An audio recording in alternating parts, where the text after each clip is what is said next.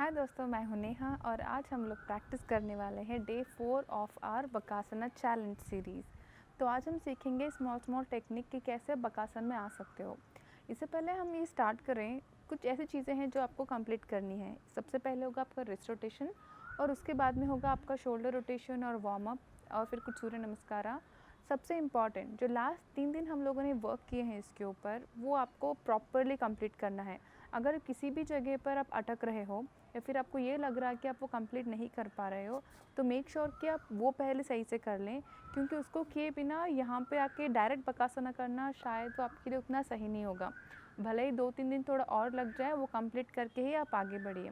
Video देखिए, आज आप देखिए, थोड़ा एनालाइज़ कीजिए कि वो कैसे प्रैक्टिस कर रहे हैं, फिर क्या अलाइनमेंट्स हम यूज़ कर रहे हैं। लेकिन आप तभी ये प्रैक्टिस करेंगे डायरेक्टली जब आप फर्स्ट के 3 डेज़ कंप्लीट करोगे। तो चलिए शुरू करते हैं। सबसे पहले हम थोड़ा अपना शोल्डर को लूज़ कर लेते हैं। दोनों हाथों को स्ट्रेट आगे रखोगे तो यहाँ पे right and left, inhale exhale, inhale and exhale. थोड़ा ये आपका शोल्डर मूवमेंट ऐसे रहेगा तो थोड़ा आपको लगेगा कि शोल्डर थोड़ा आपका लूज़ हो रहा है, ठीक है। फिर वज्रासन से दोनों हाथों को अपने नी के पास रखेंगे, तो पूरा आपको जो अवेयरनेस है वो होगा अपने स्टमक के ऊपर, ठीक है। तो यहाँ पे अपने शोल्डर को अपने ऐसे एक्सटेंड कर लिया, फिर इनहेल एक्सहेल, इनहेल एक्सहेल। अभी हम होल्ड करेंगे थोड़ी देर, शोल्डर एक्सटेंडेड। 5 4 3 2 1। यहाँ पे बहुत ज़रूरी है कि आप अपने जो हाथ को जो प्लेस कर रहे हो वो काफ़ी ठीक से करें, ताकि पूरे जो फिंगर्स ओपन रहे और उंगलियाँ थोड़ी टेढ़ी रहें, ताकि आप फ्लोर को अच्छे से ग्रैब कर सको। और आपका हाथ जो है, अगर आप लूज़ रखते हो तो आपका जो हमेशा ट्राइसेप है बाहर रहता है, तो टाइट करके थोड़ा आप आगे ले आइए, ताकि आपकी जो बैलेंसिंग है वो सही से हो पाए, ठीक है। सबसे पहले हम बेसिक जो beginner level kind of Bakasan majorly arm balance करेंगे, ताकि आपको यहाँ पे थोड़ा आसानी लगे। जैसे कि हमने कल किया था, मलासन से आके स्पाइन को थोड़ा रिलैक्स रखिए, ऐसे स्ट्रिक्ट बैठने की कोई ज़रूरत नहीं है। दोनों हाथों को एक्सटेंड कर लीजिए, तो यहाँ से जितना आपका हाथ आगे जा रहा है वो होगा आपका स्पेस। यहाँ से आपका जो नी है वो हम बैलेंस करेंगे एल्बो के ऊपर, ठीक है। सबसे पहले हम लोग अपने कोर को थोड़ा एंगेज कर लेंगे, ताकि जो आपकी जो अवेयरनेस है, आप मेंटली प्रिपेयर हो बैलेंस के लिए। फिर इनहेल करते हुए पहले तो अपने हील्स को ऊपर उठाएंगे, ठीक है। फिर एल्बो थोड़ा बेंड करके, जैसे कि आप बाहर पुश कर रहे हो नी को आगे की तरह। जब आप हिप को हील से दूर लेके जाओगे, आगे फिर नीचे, आगे फिर नीचे। यहाँ पे आप एक पिलो रख लिए, ताकि अगर आपको गलती से अगर आपको लगता है कि आप गिर रहे हो तो आपको हर्ट ना हो, ठीक है, सेफ्टी के लिए। यहाँ से जैसे कि आपके आर्म पे भी नी है, आप एक पैर को उठाएंगे, फिर नीचे, फिर दूसरे को, फिर नीचे, फिर एक को उठाने के बाद बैलेंस करके दूसरे को उठा सकते हो। ये होगा आपका फर्स्ट स्टेप, जहाँ पे आप दोनों हाथों को ऑफ द मैट रख के सिर्फ हाथों में बैलेंस कर रहे हो। यहाँ पे जब आप उठा रहे हो दोनों पैरों को, तो आपका काफ़ी प्रेशर बनेगा आपके आर्म्स पे और आपके रिस्ट पे, इसीलिए बहुत ही केयरफुल से आपको हाथ जो है पूरा ओपन रखना है और फ्लोर को थोड़ा कस के पकड़ना है, ताकि आप चाहे जितना भी प्रेशर आपकी बॉडी पे भी पड़ रहा हो, फिर भी आप वहाँ पे रुके हुए, ठीक है। एक और बार ट्राई करते हैं। हील ऊपर, हिप ऊपर, एक्सहेल आगे, शोल्डर थोड़ा एक्सटेंडेड, एक पैर को उठाया, बैलेंस करते हुए। जब आपका एक पैर उठाए तभी आप दूसरे पैर को उठाएंगे।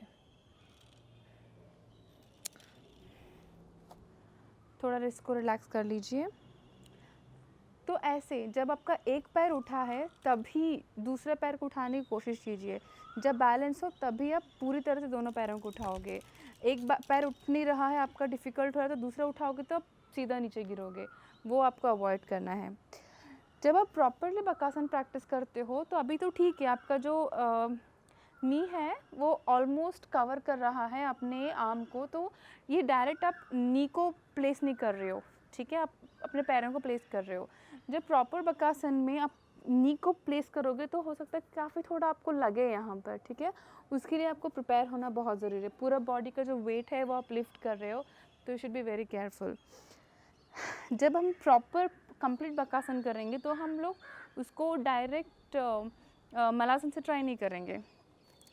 ऐसे नीचे, ठीक है, दोनों फुट जो आगे फेस करेंगे और नी थोड़ा बेंड रहेगा। अभी अपने चेस्ट को पूरे थाई के ऊपर ले आना है, ठीक है। ये कंफर्टेबल पोस्चर है। यहाँ से आ गया आपका पाम फ्लोर के ऊपर और ट्राइसेप आगे, और आपने प्लेस कर दिया। एल्बो को बेंड करते हुए, नी आगे नहीं जाएंगे, एल्बो को बेंड करते हुए जो आपका ट्राइसेप है वो आएगा आपकी नी के पास। तो यहाँ से आपको क्या करना है, हील करके, हील ऊपर उठा के बॉडी वेट को आगे ले आना है। तो यहाँ पर आप एक kind of a pressure feel करोगे कि आपके जो आर्म्स है वो आपकी बॉडी को रोक रहा है, और यहाँ पे आप थोड़ा प्रेशर तो फील करोगे, पूरी बॉडी का वेट जो है वो आप फील करोगे, ठीक है। तो एक बार आप थोड़ा उससे कंफर्टेबल हो गए तो धीरे से हील को ऊपर उठा के सिर्फ एक पैर ऊपर आएगा, ठीक है। थोड़ी देर रेस्ट, फिर दूसरा पैर,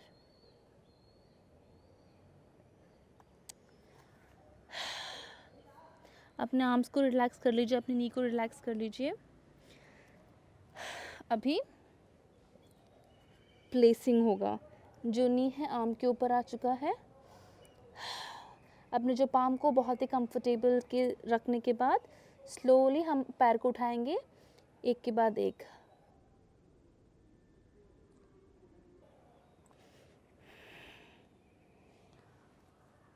आपको बस ये ध्यान रहे कि जो भी आपका जो बॉडी वेट है वो आराम से अपनी नी के ऊपर आप बैलेंस कर पा रहे हो। अगर आपको ये करने में अगर आपके अलाइनमेंट सही नहीं है तो आप सीधे आगे गिरोगे, ठीक है। तो इसीलिए सिर्फ एक पैर को उठा के वेट करो कि आपको कंफर्टेबल लग रहा है। तो it's all about your own body understanding. आपको खुद ही पता चलेगा कि आप इसके लिए रेडी हो या नहीं। अगर आपको कहीं भी लगता है कि वो जो बैलेंस वो आ ही नहीं रहा है और मुझसे हो ही नहीं रहा है, तो अगर आपने आपको फोर्स करोगे तो फिर वो आपके लिए शायद उतना अच्छे से नहीं हो पाएगा। इस चीज़ को जो हमने अभी किया है उसको आप बेसिक के हिसाब से एटलीस्ट 1 वीक तक प्रैक्टिस कीजिए। जब 1 वीक तक प्रैक्टिस करोगे धीरे धीरे, फिर आपको खुद ही लगेगा कि तो आसानी से स्लोली आप बॉडी को ऊपर उठा पा रहे हो। जब आप कंफर्टेबली प्रैक्टिस आप करोगे 1-2 हफ्ते में, तब आपको एक्चुअली वो लाइटनेस फील आएगी। फिर हम लास्ट टाइम अपने अलाइनमेंट्स चेक करते हैं। तो अलाइनमेंट्स में हमको जो शोल्डर है वो राउंडेड है, जितना हो सके चेस्ट को आपको नीचे ले आना है, हील को ऊपर उठा के, इनहेल एंड एक्सहेल,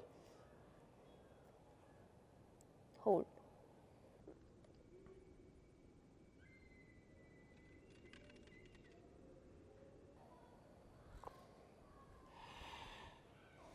अपने आर्म्स को रिलैक्स कीजिएगा चाइल्ड पोस्चर में।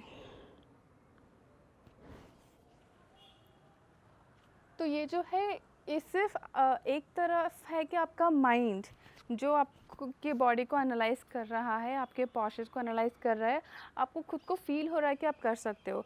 दूसरा होगा कंसंट्रेशन। अगर आप पूरी शिद्दत से अगर पूरा ध्यान अगर अपने बॉडी पे रख के अपने सांस को अगर अच्छे से आप इनहेल एक्सहेल कर रहे हो और अपने बॉडी को आप प्रॉपर अलाइनमेंट के साथ प्रॉपरली उठा रहे हो, तो वो भी काफ़ी आपको हेल्प करेगा। तीसरी बात है, आप जहाँ पर भी हो, अभी जो भी स्टेट में हो, अगर आप हर दिन प्रैक्टिस करोगे तभी आपको एक अच्छा रिजल्ट मिलेगा।